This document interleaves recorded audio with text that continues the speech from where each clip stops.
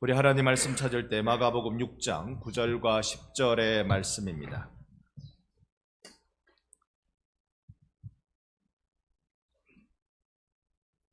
신약성경 246면 마가복음 6장 9절로 10절입니다. 마가복음 6장 9절로 10절 두 절 말씀 우리 함께 읽어봅니다. 이는 그리스도께서 전 로마서를 펴고 있습니다. 지금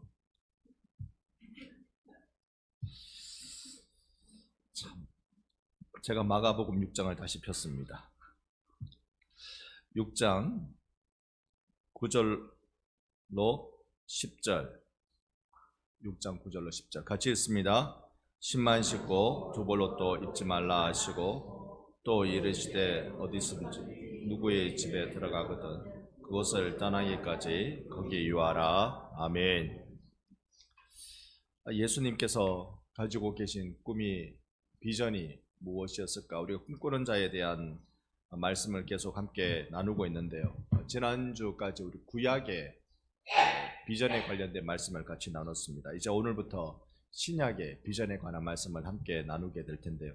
정말 예수께서 우리에게 보여주신 예수께서 붙잡고 계시는 그 비전, 그 꿈은 무엇인지 한번 생각해 보려고 합니다. 네, 이 시간에 방송에서 한번 넘겨주시죠. 이제요, 오늘부터 우리가 함께 좀 깊이 생각해 볼 것은 예수께서 가지고 계신 예수님의 비전 이야기 좀 해보도록 하겠습니다.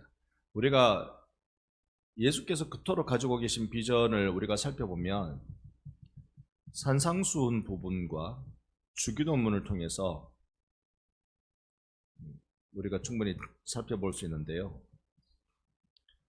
산상수훈에서도 우리가 산상수훈 그러면 제일 많이 기억나는 게 팔복이잖아요. 그죠? 팔복의 내용은 심령이 가난한 자는 그가 무엇이 그의 것임이라? 천국이 그의 것입니다. 그러니까 심령이 가난한 자가 가지는 복이 천국이라는 겁니다. 천국이라는 것은 마태복음에서는 천국이라고 부르고 마태복음에서는 천국이라고 부르고 다른 복음에서는 주로 뭐라고 부른다고요? 그 외 다른 복음서에서는 하나님 나라라고 부릅니다. 왜 이렇게 구분해서 부른지는 지난번에 말씀드렸는데 잊어버리셨죠? 그래야 제가 또 드릴 말씀이 있는 겁니다. 자, 마태복음은요 주로 유대인들을 대상으로 복음서를 썼습니다. 유대인들은 하나님의 이름을 절대로 함부로 안 부릅니다. 그래서 필사자들도 성경을 당시에는 인쇄할 수는 없으니까 성경을 손으로 썼을 거 아니에요. 주로 서기관의 역할입니다만 하나님 이름 나오면요 우리로 치면 붓을 새로 탁 하는 거예요. 깨끗하게 씻어서 새로 하듯이 그렇게 딱 해가지고 하나님이라는 이름을 씁니다만 감히 하나님이라는 이름 못 쓰고 야훼가 하나님, 여호와 또는 야훼라고 읽어가는 것이 하나님인데 이 이름을 감히 못 쓰고 여기에 나의 주라는 것을 딱딱 그 모음만 갖다 붙여서 찍어 놓습니다. 그러면 이걸 읽으면 여호와가 되는 거죠. 그러니까 나의 주, 감히 하나님이라는 이름 못 쓰고 읽기를 그냥 나의 주라고 읽어요. 그러니까 이들에게 있어서 하나님의 나라 이렇게 말하는 건 불경스러운 표현입니다. 여러분의 아버지 이름 함부로 부르지 않죠? 아버지 이름 부를 때는 박 무슨 자 쓰십니다 이렇게 하잖아요. 박 무슨 자입니다 이렇게 표현하는 것도 사실 좀 모자란 표현이고 박 무슨 자 쓰십니다 이렇게 표현합니다. 쉽게 아버지 이름을 말하지 않습니다. 하물며 하나님의 이름을 함부로 하나님, 여호와 이렇게 말하는 건 유대인들 생각에는 상상도 못할 일입니다. 그러니까 유대인들을 위한 복음서에서는 하나님의 나라라고 표현하지 않고 천국이라고 표현했습니다. 그 외의 복음서에는 100% 다 맞아 떨어지진 않지만 이렇게 하나님의 나라라는 표현을 많이 씁니다. 예수께서 산상수훈에 천국이 그들의 것이라고 말할 때 그것은 하나님의 나라입니다. 하나님의 나라에 대한 예수님이 지금 어디를 보고 계시냐면 하나님 나라를 보고 계시는 거예요. 그리고 예수님께서 여기 우리가 살펴본 대로 주기도문에서도요, 어디의 뜻이 땅에 이루어져요? 하늘의 뜻이. 누구의 나라가 이 땅에 임해요? 하나님의 나라가, 아버지의 나라가. 그러니까 예수님의 초미의 관심사가, 예수님이 이 땅에 오신 이유가 뭐냐면 하나님의 나라입니다. 이 하나님의 나라에 대해서 우리가 오늘 짧은 시간이지만 이해를 같이 좀 갖는 게 중요할 것 같아요. 우리가 구약을 같이 계속 봤습니다만 구약의 하나님의 나라 입장에서 에덴 동산 이야기 한번 해봅시다. 여러분, 하나님이 왜 에덴 동산 만드셨어요? 하나님의 나라를 이 땅에 세우시는 장면입니다. 이 땅에 세우실 때 아담과 하와가 하나님 나라 세우는 일에 승리했습니까? 실패했습니까? 실패했어요. 하나님의 나라, 여러분, 우리가 하나님의 나라라고 그러니까 엉뚱한 생각을 하는데 이게 이 왕이 다스리는 나라, 그 하나님의 나라라는 영어 표현이 왕국입니다. 왕국, 왕이 다스리는 나라. 왕국에서 제일 중요한 게 누굽니까? 왕이 중요합니까? 백성이 중요합니까? 왕국입니다. 민주시민 사회에서 국가에서 제일 중요한 건 대통령입니까? 국민입니까? 국민입니다. 이 차이를 여러분 아시겠어요? 하나님의 나라에서 제일 중요한 건 하나님, 왕국에서 제일 중요한 건 왕, 시민사회의 입장에서 국가에서 제일 중요한 건 국민. 이게 서로 다른 겁니다. 우리가 서로 다른 겁니다. 이걸 일치시키려고 하시면 안 돼요. 서로 달라요. 자, 에덴 동산에서 하나님이 다스리심이 이루어져야 되는데 아담과 하와가 범죄한 이유가 뭡니까? 내가 누구 되고 싶어가지고, 내가 하나님 되고 싶어가지고. 이거 왕이 있는데 누군가 왕이 되고 싶어서 뭔가 일을 꾸미면 이걸 우리가 뭐라고 불러요? 용모, 반역. 우리나라 용모죄는, 조선시대 때 용모죄는 그 벌이 몇 대 1입니까? 3대 1입니다. 3대 1인다는 말이 무슨 뜻인지 잘 아시죠? 우리 아버지 용모 저질렀으면요, 저하고 제 아들은 형장에 끌려가서 아무 말 못하고 죽습니다. 이게 3대를 멸하는 겁니다.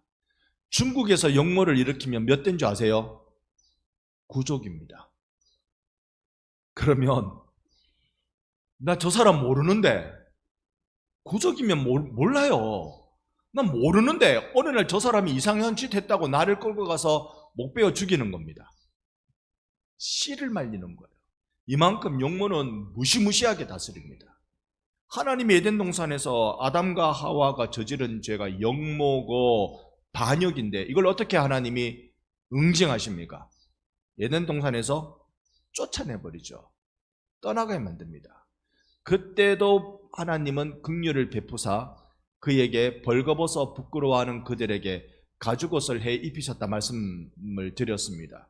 그러니 지구 역사상 최초로 살생을 저지르신 분이 하나님이세요. 가죽옷을 입히려면 짐승 한 마리는 죽어야 될 거 아닙니까? 아담이 저처럼 이렇게 좀 뚱뚱하면 2마리 돼야 될 겁니다. 그러니까 인류 최초로 살생을 저지르신 분이 하나님. 그건 하나님이 아담과 하와를 사랑하기 때문이죠. 자, 에덴 동산의 실패.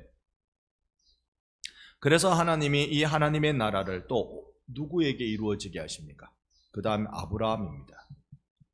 노아도 중간에 끼입니다만 설명 시간적으로도 그렇고 아브라함입니다. 아브라함을 통해서 하나님이 이제 이 한 사람 아브라함을 통해서 하나님의 나라를 이루어가기를 기뻐하십니다. 그의 자녀는 100살에 태어납니다. 여러분, 100살에 애를 놓을 거라고 기대하시는 분이 여러분은 계십니까? 세상에 100살을 애를 낳습니다. 아내 나이는 몇 살인지 아세요? 90입니다. 옆에 분 말씀은 하지 마시고 눈으로만 보세요. 아직 늦지 않았습니다.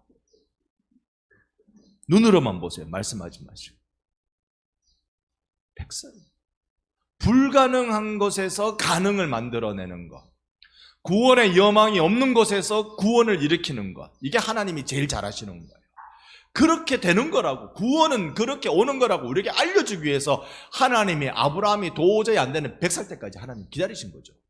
인간의 소망이 전혀 없을 때까지 하나님 기다리셔서 거기에 소망을 일으켜서 너의 자손이 하늘의 모처럼 바다의 모처럼 그렇게 만드시는 거예요.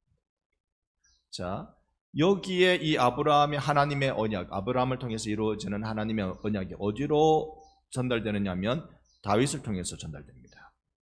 다윗을 통해서 전달되는 건 정치, 군사, 현실 세계에서 이루어진단 말입니다. 이렇게 선한 왕, 여호와가 목자 되심을 보여주는 왕. 그래서 다윗은요, 하나님의 모델입니다. 온전하지 못하죠. 다윗도요, 맞아 죽을 짓 합니다. 우리 같으면 참 못된 다윗 저거 그냥 끌어내려야 된다 싶은 때가 분명히 있습니다. 그럼에도 불구하고 하나님은 다윗을 통하여서 하나님의 나라가 어떤지 보여주기를 기뻐하셨어요. 그리고 구약에 다윗을 통해서 이루어지는 하나님 나라와 또 한 명 더 있습니다. 같은 다윗처럼 같은 다시입니다. 성은 다시고 이름은 윗이 다윗이고, 그 다음에 성은 다시고 한 명 더 있는데, 구약에 성이 다시인 사람이 많지 않습니다. 그렇죠. 다니엘. 비몽사무관에 들으시는 분들은 두 집안이 같은 집안일세, 이렇게 하시면 안 되고요. 네. 아브라함의 성씨는 뭡니까? 아시라고 그러대요. 누가? 아시라고.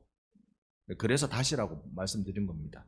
조금 미소라도 띄우시기를 바라면서 말씀드렸건만 심각한 얼굴로만 쳐다보시고, 오늘 여러분 우리 유초등부 앞에서 찬양했죠? 유초등부 얼굴 보셨습니까? 얼었지요. 애들이 얼굴이 얼었습니다. 왜 얼은 줄 아세요? 여기서 가만히 보니까 그렇게 하는 애들이 아닌데, 얘네들이, 제가 유초등부 예배를 거의 매주일 들어가잖아요. 매주일 설교하러 가잖아요. 애들 얼굴이 환하고 생글생글하고 이렇거든요. 보통 그 얼굴이 오늘은 아니라 왠가 싶어서 왜 애들이 왜 이러지, 이게 보면서 이래 보니까 아하, 그럴 수밖에 없구나. 여러분들이 너무 애들한테 기대를 많이 하신 건지 사랑을 많이 하신 건지 심각한 사랑을 보내주고 계셨어요.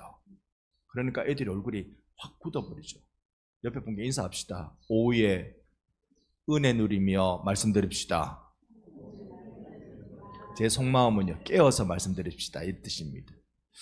자, 다윗을 통하여 이루어진 하나님의 나라는 현실 세계에 이루어진 하나님 나라고요.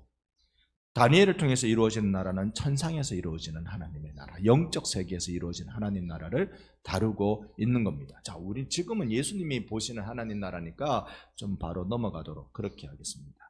그러면 이 하나님 나라가 어디에서 실현되느냐, 이게 예수님을 통해서 이제 실현되도록 하는데, 예수님을 통해서 실현되는 거 우리 한번 이 시간 잠깐 한번 볼게요.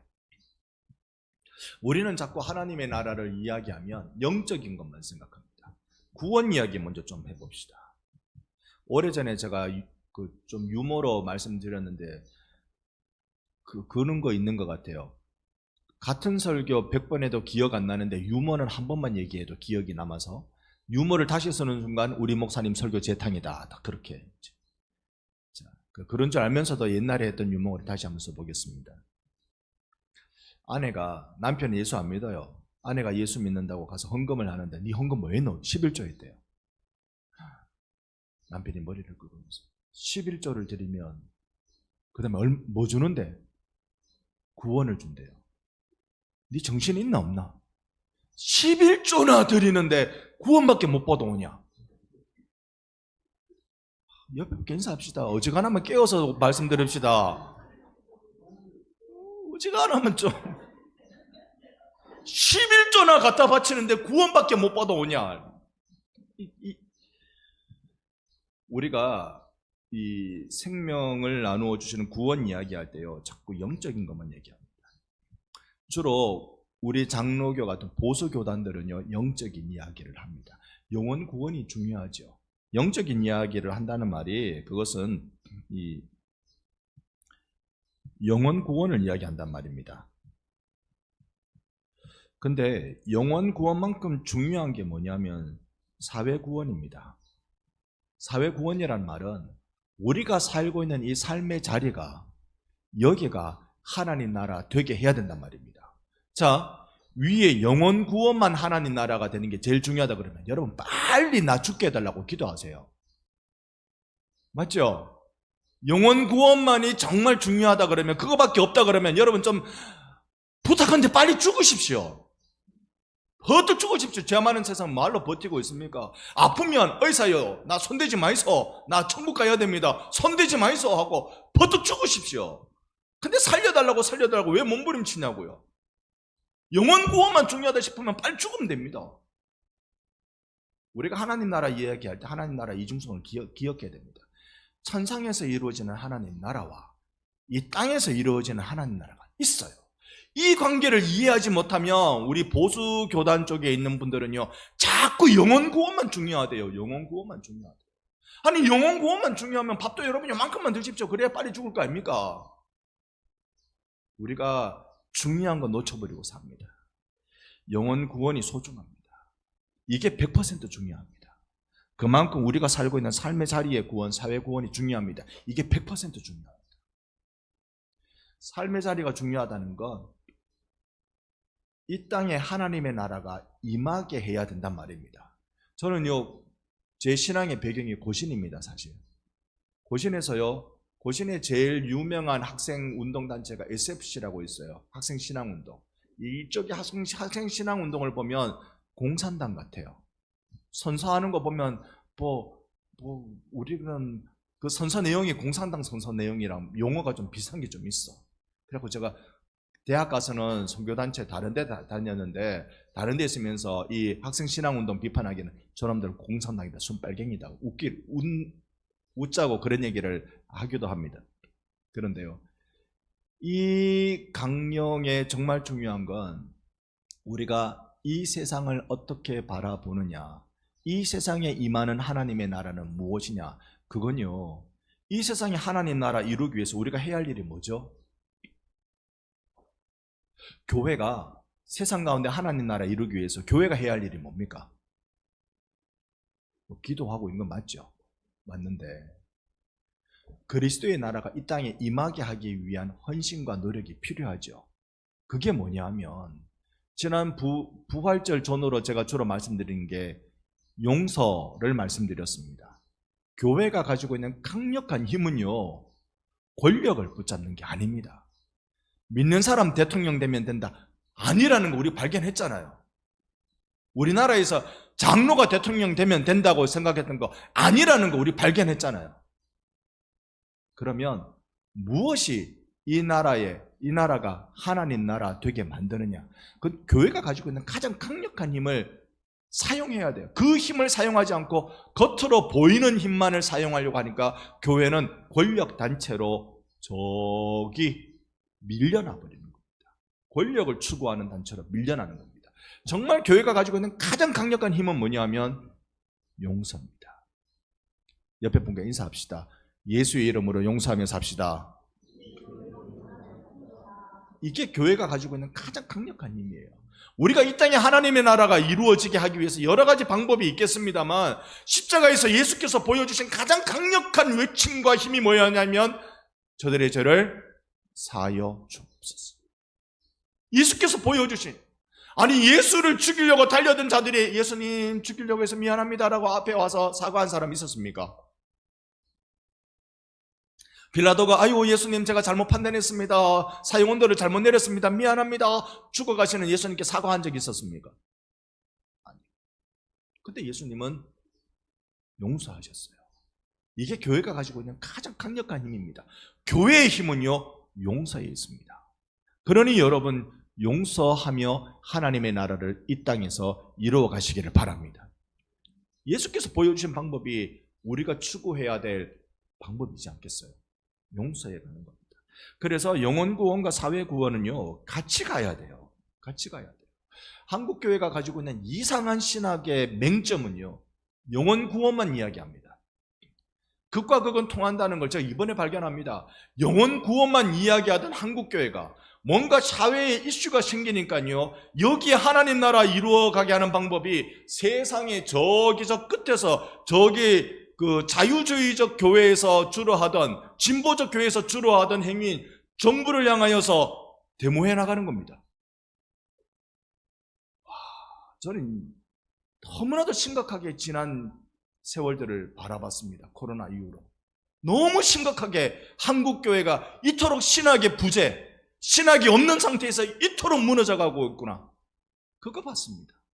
그냥 한 방에 이 일련의 사건을 통하여서 한국교회는요, 이제 대한민국의 주류 세력에서 저기 변방의 세력으로 밀려났습니다. 안 밀려난 것 같지요? 우리끼리 있으면 안 밀려난 것 같습니다. 세상의 사회에 나가보십시오. 교회가 힘을 쓰고 있는가? 이건 우리가 가지고 있는 큰 착각이 하나 있어서 그렇습니다. 하나님의 나라에 대한 올바른 이해가 없으면 이런 반응이 생깁니다. 사회 구원을 어떻게 이루어갈까요? 그동안 선교사들이 이 나라에 들어와서 교회만 세우질 않았습니다.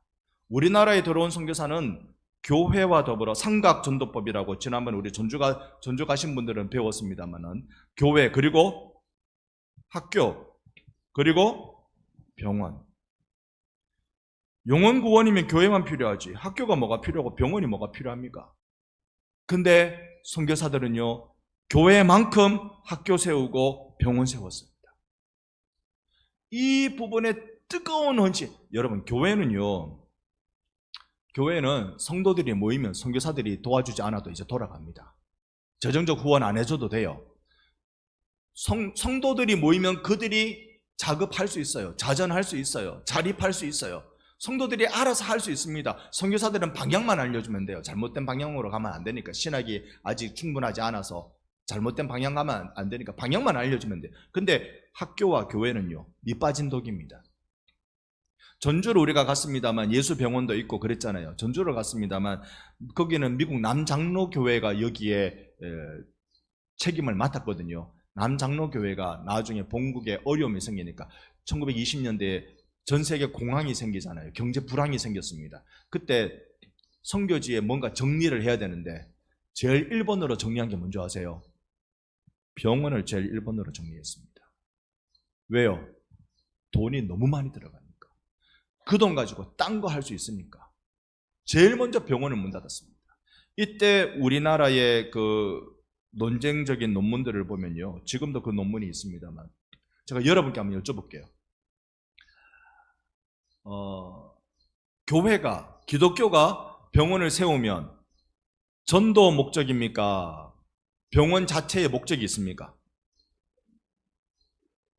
기독교가 교회를 세우면 전도가 목적이 되어야 됩니까? 병원 그 자체가 목적이 됩니까? 자, 우리는 다 전도라고 그러잖아요. 그래서 문 닫았다고요. 그래서 교회가 전도하면 되지. 왜 돈 많이 들어가는 병원을 통해서 하려고 하느냐? 그래서 먼저 문 닫았다고요. 이건 팽팽합니다. 지금도 논문 나오는 거 보면요. 팽팽합니다. 지금도.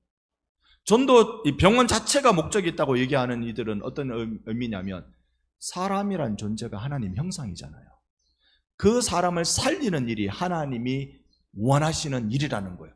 그게 전도 되건 안 되건 그 사람의 목숨을 살리는 일이 하나님의 뜻이라는 거예요. 이걸로 팽팽하게 맞서고 있습니다. 판단은 여러분 각자의 몫일 것입니다. 그러나 하나님의 나라는요, 하나님의 나라는 인간 사회가 사람 살 수 없을 만한 환경으로 들어가는 걸 하나님 나라는 용납하지 않습니다. 사람 살 만한 자리로 만들어가는 것이 하나님의 나라입니다. 예수께서 보여주신 하나님의 나라 꿈은 그랬습니다. 예수께서 그 사람 병자의 믿음과 상관없이 고친 적이 있습니까? 없습니까? 있어요. 수르보니게 여인이 예수님 앞에 엎드렸지. 그녀의 귀신 들린 딸이 엎드리지 않았어요. 근데 살려줬죠? 살려줬어요. 이런 일들이 많이 있습니다. 여러분, 우리에게 있어서 하나님의 나라는 어떤 의미입니까?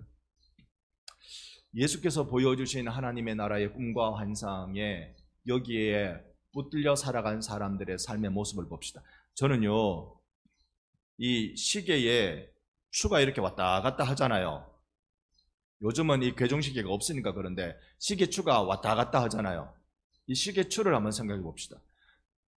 너무 지금 이쪽으로 가 있으면 가운데 갖다 놓으려면 1번 자리에 당겨놓으면 될까요? 2번 자리에 당겨놓으면 될까요? 옆에 분께 인사합시다. 눈 뜨고 들읍시다. 자, 이 가운데 추가 너무 한쪽으로 쏠려 있어요. 너무 한쪽으로 쏠려 있으면 이걸 가운데 갖다 놓으면 가운데 자리가 될까요? 가운데보다 좀 더 진하게 갖다 놔야 가운데 자리에 될까요? 이거 해보신 분은 압니다. 여기까지 갖다 놔야 그래야 가운데 자리를 딱 차지합니다. 지금 저는 오늘 오후 예배에 조금 그렇게 말씀드렸습니다. 영혼 구원과 사회 구원이 다 중요합니다. 그런데 한국 교회는 사회 구원에 대한 인식이 지극히 옅어요. 보수 교단의 교회가 주축이기 때문에 우리 합동도 보수 교단이고 옆에 우리가 보기에는 영 보수가 아닌데도 통합교단도 엄청나게 사실은 보수 교단이에요. 그러니까 보수 교단의 색깔이 짙은 한국 교회에서는 사회 구원에 대해서 별 관심이 없습니다. 그러니까 좀 이쪽에 강조점을 좀 뒀습니다. 이쪽에 강조점을 둔 건 이게 맞다는 뜻이 아니라는 거, 이게 맞다는 거라는 거 말씀드립니다. 자, 오늘 예수님이 산상수훈에서도 그리고 주기도문에서도 계속 하나님 나라를 얘기하십니다. 하나님의 나라를 우리가 어떻게 볼 것인가? 어떻게 우리가 추구하며 살 것인가? 늘 제가 여러분께 드리는 말씀입니다만 하나님 나라에 대한 분명한 우리의 접근이 중요합니다. 먼저는 하나님이 우리에게 어떤 명령을 주시는가? 여러분이 교회 오시면 잘 암송하는 거 몇 가지 있습니다. 교회 오시면 신앙생활 몇 년 하시면 잘 외우고 있는 거 첫 번째 뭐 있습니까? 사도신경, 주기도문. 그렇죠. 십계명입니다. 딴 거 더는 여쭙지 않겠습니다. 네, 십계명도 여러분 헷갈리죠? 그 외우는 방법은 지난번에 말씀드렸는데 나중에 또 기회 되면 말씀드리겠습니다. 사도신경은 뭡니까? 내가 이렇게 믿습니다. 신앙고백이죠. 이건 신앙고백입니다. 나는 믿는다는 뜻입니다. 내가 믿으니 그러면 믿는 자로서 믿는 자의 삶을 살아야 되는데 그건 어떻게 살아야 됩니까? 하나님의 계명 따라 살아야 됩니다. 그래서 십계명입니다. 이건 명령입니다. 하나님의 명령 이대로 살아야 됩니다. 우리가 이대로 살 수 있어요? 없어요? 없어요. 십계명 중에 단 하나라도 여러분 잘 지킬 자신이 있습니까? 그거 없습니다. 안식일을 거룩하게 지켜라. 어떻게 지키면 안식일을 거룩하게 지키는 거죠? 오전 예배 끝나고 오후 예배 이렇게 앉아서 예배 드리는 안식일을 거룩하게 지키는 것일까요?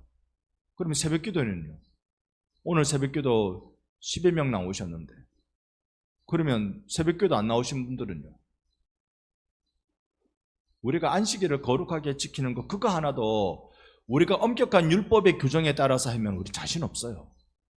어떤 거 하나도 우리가 그 명령 10가지 계명 다 어떤 거 하나도 지킬 자신이 없습니다. 그래서 우리는 뭐 해요? 기도해요. 이게 개혁주의 신앙에 있어서 참 중요한 흐름입니다. 모든 신앙 고백은 대부분의 신앙 고백은 사도신경이 어떤 뜻인지 알려주고 십계명이 어떤 뜻인지 알려주고 주기도문이 어떤 뜻인지 알려주는 설명하는 것으로 이루어집니다.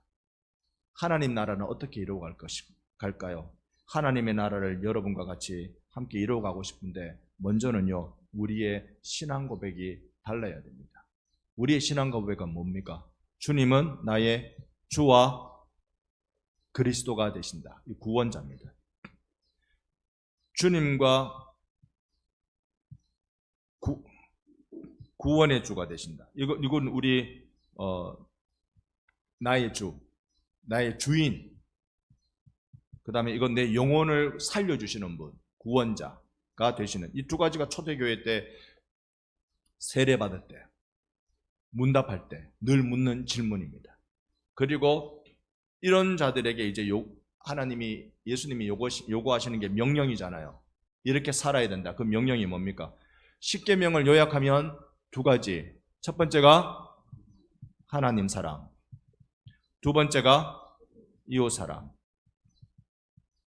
옆에 분께 보고 또 인사합시다. 사랑합니다. 속으로 참말인겨. 네, 사랑합니다. 하나님을 사랑하고 이웃 사랑하는 건데 이게 구분이 될까요? 분리가 될까요? 분리 안 됩니다. 요한 1서에 가면 뭐라고 말합니까? 이웃을 사랑하지 않는, 형제를 사랑하지 않는 자는, 형제를 미워하는 자는 하나님을 사랑하지 않는 거라고 했습니다. 이건 분리가 안 됩니다. 그래서 우리는 사랑이라는 계명을 지켜갑니다. 사랑이라는 계명을 지켜가기 위해서 기도하는데요. 말로만 기도하는 게 아니라 삶으로 기도의 삶을 살아가는데 하나는 자기 부인으로 살고 하나는 십자가 지고 살고. 여러분 지금 여러분의 얼굴을 뵙고요. 진짜 여러분 고맙습니다. 어쨌든 눈 뜨고 계시려고 지금 굉장히 노력을 많이 하고 계셨는데 제가 마지막으로 중요한 한 말씀 드리고 이제 끝내야 되거든요. 자, 다 같이 이만큼만 딱 올리시고 자기 몸 점검하기 이만큼 올리시고 뒤로 좀 바르게 올렸다가 한 번 더 뒤로 바르게 올렸다가 손 딱 내려주시고 따라합시다. 자기 부인, 십자가 지기. 요 두 가지가 중요합니다. 예수님께서 알려주신 예수님을 따라가는 사람들이 가져야 될 중요한 자세가 이 두 가지라고 말씀해 주셨습니다. 이 두 가지를 가지면서 하나님의 나라를 만들어가는 거예요. 어떻게 만들어가냐? 이 두 가지로 만들어간다니까요. 우리가 분명한 건 하나님의 나라. 하나님의 나라라는 것은 하나님이 다스리는 나라. 그 다스리는 나라를 만들어갈 때 내 안에 필요한 게 자기 부인하고 그리고 자기가 십자가 지고 살아가는 삶입니다. 칼빈이 이걸 가능하게 한 이유, 가능하게 만들어갈 수 있는 가장 중요한 정신이 뭐냐면 내세에 대한 묵상이라고 그랬습니다. 천국에 대한 묵상. 그걸 묵상을 통해서 이 땅의 삶이 다가 아니라 반드시 영원한 세계가 있다는 걸 그걸 믿는 것을 통해서 지금 나를 부인하고 십자가 지고 살아갈 수 있다고 했습니다. 여러분 그래서 우리는요 좀 이상하게 신앙생활을 해야 돼요. 이 세상 다가 아니라 천국이 있다. 천국이 하나님 나라 다가 아니라 이 땅에서 하나님 나라를 이루어 가야 된다. 이 이상한 생각을 우리가 해야 됩니다. 우리 여기서 하나님 나라 이루어 가려고 노력하잖아요. 복음도 전하고 병원도 짓고 학교도 짓고 교회도 세우고 우리 여기서 하나님 나라를 만들어 갑니다. 그러면 예수님은 또 하나님 보좌 우편에서 천국에서 우리가 거할 하나님의 나라를 만들어 가고 계시는 거잖아요. 그게 완성되면 우리 가운데 오시는 거잖아요. 우리 가운데 오실 때 그럼 이 나라는 여기서 만든 하나님의 나라는 쓸모가 있어요 없어요? 죄송합니다. 어렵게 설명드렸습니다. 다시요. 천국에 우리가 예수님이 우리를 위하여서 하나님의 나라를 만들고 계시는 줄 믿습니다. 여러분이 계실 하나님의 나라를 천국을 예수님이 지금 만들고 계시는 거예요. 그게 딱 완성되면 그거 가지고 이 땅에 오시겠죠. 그죠? 이 땅에 오십니다. 그러면 이 땅에서 우리가 예수의 이름으로 만들어 가려고 몸부림쳤던 이 하나님의 나라는 쓸모가 있어요 없어요? 자, 여기에서 우리 개혁신학은요 우리 장로교 신학은요 우리가 만들어가고 있는 이 하나님의 나라가 예수님이 가지고 오신 하나님 나라와 호련히 변화되어서 완전함을 이루는 겁니다. 이게 쓸모없는 우리의 몸부림이 아니에요. 우리 그 일을 위해서 헌신하고 살아간단 말입니다. 여러분 새로운 한 주를 맞이하시는 여러분 이 한 주 동안요 우리 예수의 나라를 만들어 갑시다. 예수의 나라를 어디서 만드느냐면요 나 예수의 나라 만들어야 되겠다고 오늘 짐을 지고 산속에 들어가는 거 아니고요 나 예수의 나라 만들어 가야 되겠다고 오늘 신학교 입학하는 게 아니고요 오늘 예수의 나라를 만들어 가야 되겠다고 내가 무슨 신령한 사람 밑에 가서 안수받고 배워야 되는 거 아니고요 예수의 나라를 만들기 위해서 여러분이 지금 이제 살아가야 될 그 삶의 자리에서 그리스도인으로 자기를 부인하고 십자가 지고 사는 것이 예수께서 꿈꾸셨던 하나님의 나라가 되는 것입니다. 그 나라. 거기서 가장 우리가 하기 힘든 거 용서라는 거. 그건 기독교가 가지고 있는, 교회가 가지고 있는 가장 강력한 힘, 그 가치, 그 용서라는 것을 통해서 이 세상 나라, 캄캄한 세상 나라에 하나님의 나라를 빛의 충만으로 만들어 가시는 여러분 되시기를 예수님 이름으로 축복합니다. 아멘.